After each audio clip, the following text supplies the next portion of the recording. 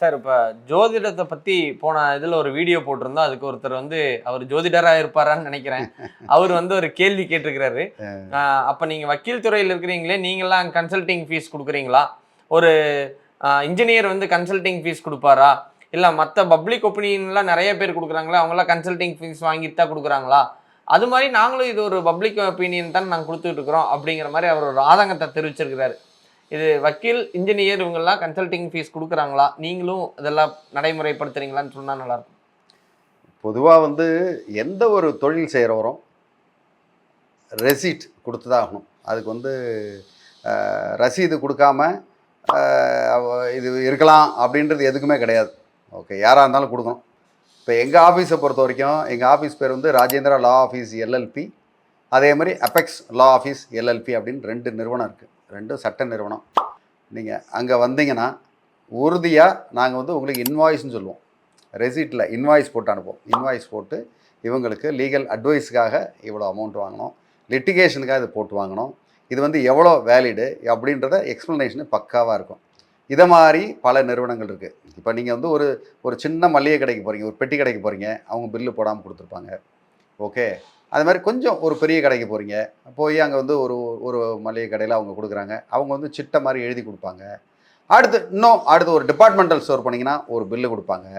இன்னும் அடுத்து பெரிய ஸ்டோர் மாதிரி போயோ, இல்ல அமேசான் மாதிரி இடங்கள்ல நீங்க வந்து ஆன்லைன்ல வாங்கும்போது பக்காவா இன்வாய்ஸ்ன்னு வரும். அதே மாரி தான்.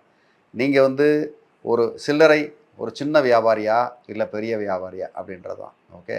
வக்கீலும் அதே மாரி தான். ஒரு சின்ன வக்கீலா இருந்தா, அவங்க வந்து ரசீதெல்லாம் வந்து பெருசா குடுக்க மாட்டாங்க. கணக்கே எழுத மாட்டாங்க. ஓகே. கணக்கு எழுதுறதுக்கு ஒரு அக்கவுண்டன்ட்ட வைக்கணும்னு அதெல்லாம் சொல்லுவாங்க. ஏன்னா, அட்வொகேட் தொழில்ன்றது வந்து ஜிஎஸ்டியிலேருந்து எக்ஸம்ஷன். ஓகே. அதனால கிடையாது. ஓகே. அது மாரி நீங்க வக்கீல்ட்ட போனீங்கனாலும், தாராளமா நீங்க கேட்கலாம்.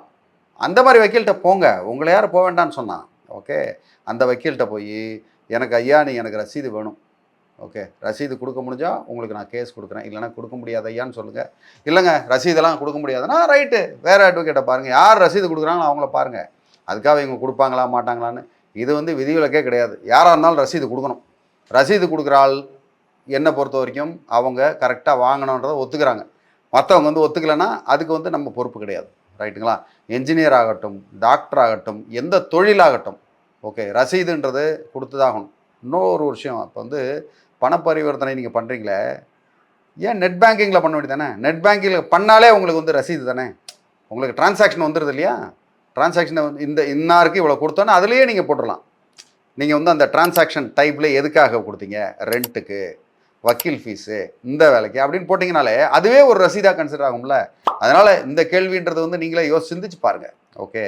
நீங்க வந்து ஜோசியக்காரரா இருக்கீங்க, இல்ல ஹாரோஸ்கோப் பார்க்குறவங்களா இருக்கீங்க. உடனே எதிர்ப்பு. இவர் சொன்னீங்களா? நீங்க எப்படியா? உடனே வக்கீல் இப்படியா? அப்படின்னு கேட்காதீங்க. அதில் என்ன பயனோ அந்த பயனை எடுத்துங்க. பயன் இல்லையா? விட்டுருங்க. அவ்வளோதான்.